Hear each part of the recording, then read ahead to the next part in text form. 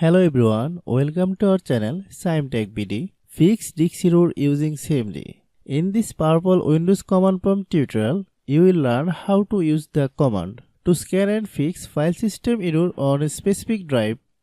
Check disk is a built-in Windows utility used to detect logical file system error and repair them automatically. This command is extremely useful when a drive becomes slow, corrupted, or show unaccepted error. Press Start button, then type CMD. Open CMD, run as administrator, then type this command and hit enter. After process complete, restart your computer.